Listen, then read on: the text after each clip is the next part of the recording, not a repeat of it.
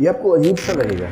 अब मैं क्योंकि टीचर हूँ तो मुझसे कई बच्चे मिलते ही हैं अलग अलग समस्याओं के लिए, और मेरे ख्याल से महीने में 8-10 बच्चे ऐसे मिलते ही हैं जो इमोशनल क्राइसिस से गुजर रहे होते हैं। किसी का इश्क बिखर गया है, किसी का कुछ और बिखर गया है, किसी के घर में दिक्कत है, किसी का बेस्ट फ्रेंड कुछ हो गया, मतलब कुछ ना कुछ इमोशनल क्राइसिस रहता है। और उनके मन में कई तरह के भाव आ रहे होते हैं कि ये कर दूँ तो कैसा होगा, वो कर दूँ, ये करना होगा, ये ठीक रहेगा, और बेचैनी, तनाव, वो सब चीज़ें। तो वो रामायण सुना के फिर पूछते कि मुझे क्या करना चाहिए। दरअसल वो सोच के आए होते कि मुझे यही करना चाहिए, वो चाहते कि मैं बोल दूं कि हाँ वही करना चाहिए, क्योंकि उनके मन में क्लियर होता है कि करना मुझे यही है, लेकिन आप बोलो कि ये करना ठीक रहेगा। मेरी अपनी समझ ये कहती है कि इमोशनल और प्रैक्टिकल में हमेशा विरोध नहीं होता, कभी कभी साथ भी चल सकता। और सिर्फ इमोशनल कुछ नहीं होता, सिर्फ प्रैक्टिकल कुछ नहीं होता, प्रपोर्शन का डिफरेंस होता है। जब इमोशंस आपके दिमाग पर बहुत हावी हों तो फैसला करने से बचना चाहिए, स्पेशली बड़ा फैसला। छोटा तो ठीक है कि आपके दोस्त ने कहा कि दोस्त नहीं एक फिल्म देखेगा मेरे साथ, आप इमोशनल हो जाके देख ली फिल्म, क्या हो गया, कोई नुकसान नहीं होगा। पर कोई ये कहे कि तो मुझसे प्यार नहीं करते,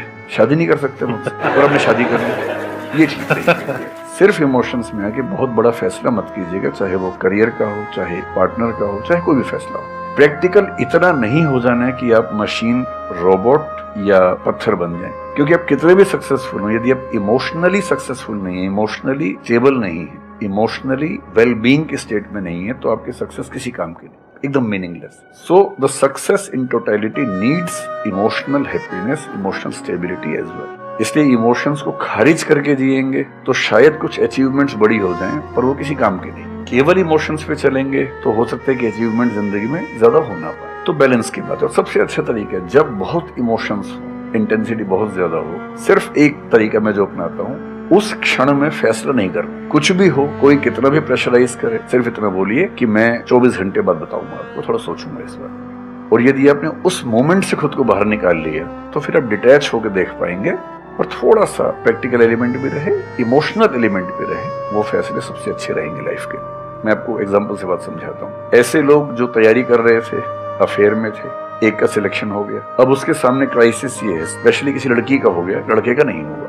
अब हमारी सोसाइटी में ना, लड़की ऊंचे पद पे हो, लड़का ना सफल हुआ हो तो बड़ा मुश्किल है सोसाइटी में, उनको शायद दिक्कत नहीं है। अब वो लड़की प्रैक्टिकल नहीं है कि मैं तुमसे शादी करूं ये कह के अगर हट जाती है, तो शादी करती है किसी ऐसे व्यक्ति से जो बहुत सफल है। मैंने जनरली पाया है कि वो लोग लाइफ में बहुत फ्रस्ट्रेशन में रहे बाद, क्योंकि सफलता के नाम पर, प्रैक्टिकल होने के नाम पे ऐसे व्यक्ति को चुना जिसके साथ वो रह नहीं सकते ठीक से। और मैं ऐसे कई लोगों को जानता हूँ जो IAS बने, IPS बने, जिनको करोड़ों रुपए के दहेज के ऑफर्स आए, साफ ठुकरा के कहा कि मैं जिंदगी एक ही व्यक्ति के साथ गुजार सकता हूँ जो मेरे साथ है, और हैं बहुत खुश हैं।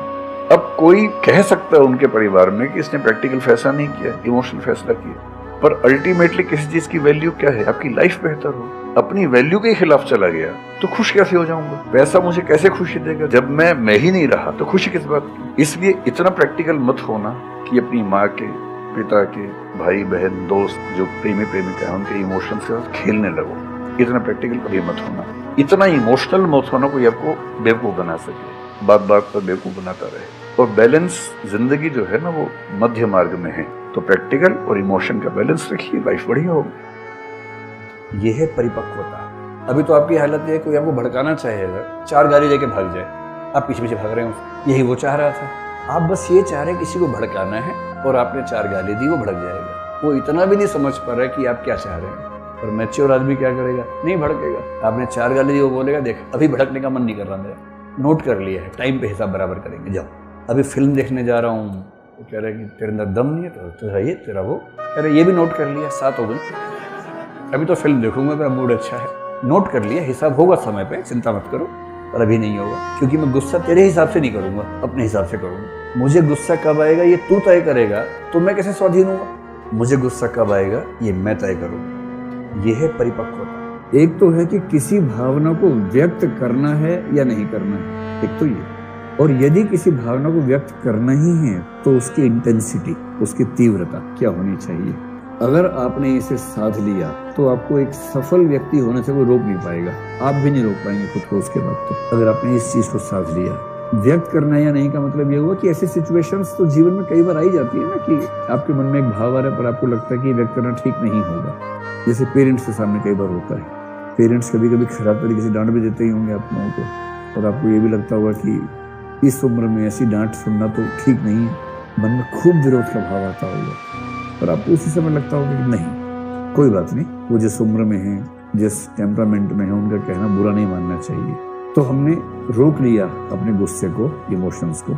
ये आपके साथ अभी जो स्थिति है उसमें कभी कभी होता है ना, पढ़ाई कर रहे हैं अच्छे से, IAS बनने का ख्वाब है, सब कुछ है, इतने में एक झोंका सा आ गया जीवन में, कोई बहुत अच्छा लगा, उसने कह दिया कि हम लोग सोच सकते हैं अच्छे जीवन के बारे में। आपकी चेतना में तूफान, सुनामी, चक्रवात सब आना शुरू हो गया, डामाडोल हो गए कि हाँ बोलूं कि ना बोलूं, हाँ बोलूं कि ना बोलूं, हाँ बोलूं कि ना बोलूं, ऐसी स्थिति आ जाती है।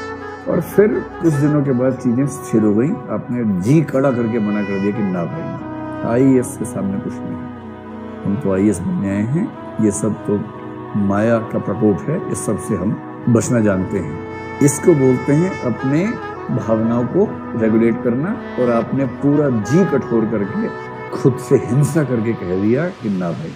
फिर अगर अभिव्यक्त करना ही है तो उसकी तीव्रता कितनी है?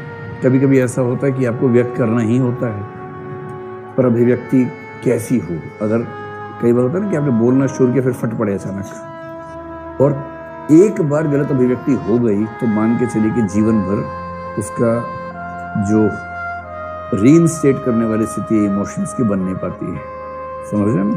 तो अगर गांठ पड़ जाएगी तो संबंधों को ठीक होने में मतलब बड़ा वक्त लगता है, अगर ठीक हो पाए तो वरना ठीक होंगे नहीं। इसलिए एक बात ठीक से समझ लीजिए, आप लोग अब जीवन के जिस दौर में है ना, जब भी झगड़ा हो किसी के साथ, माँ हो, पापा हो, भाई हो, बहन हो या वो हो, मैं आपको एक सीरियस सलाह दे रहा हूँ। सीरियस सलाह ये है कि अगर कभी ऐसी स्थिति आ जाए ना कि आप अपने किसी व्यक्ति से जो जिसके साथ अच्छे संबंध रहे आपके, कोई नाराजगी हो गई, झगड़ा हो गया, बात कर रहे हैं, पहली बात तो कितना भी बुरा संबंध हो जाए वो सच मत बोलिएगा जो आपने बहुत दिनों से संभाल के रखा हुआ है। और किसी वर्तमान झगड़े में अतीत को लेके मत आइए। संबंधों के बिगड़ने की सबसे बड़ी वजह है अतीत का हावी होना, और अतीत में दोनों पक्षों से गलतियां हुई ही होती है, ऐसा थोड़ा ना एक से हुई है, कुछ गलतियां आपने की होंगी, कुछ उसने की होंगी, और वो नासमझी में ही की होंगी ज्यादा गलतियां। अब नासमझी में की गई किसी गलती को एक इमोशनल मोमेंट में आप उठा के ले आए, उसका जो घाव है ना, उस घाव की भरपाई फिर है नहीं, जीवन भर भरपाई नहीं है। इसलिए जो संबंध दुनिया में टूटते हैं उसमें सबसे बड़ा फैक्टर होता है अतीत का हावी होना। और दूसरा, जब वो से बात चल रही हो उसके परिवार पे हमला मत कीजिएगा कभी, ना इधर से उधर ना उधर से इधर। जहां आपने किसी के परिवार पे हमला किया उसके बाद आप कुछ भी करके बैलेंस नहीं कर पाएंगे। जहां आपने कह दिया तेरी तो मम्मी भी ऐसी है, तेरे तो पापा भी ऐसे हैं, ये द एंड है। इसके बाद कोई भगवान भी चीजों को ठीक नहीं कर सकता।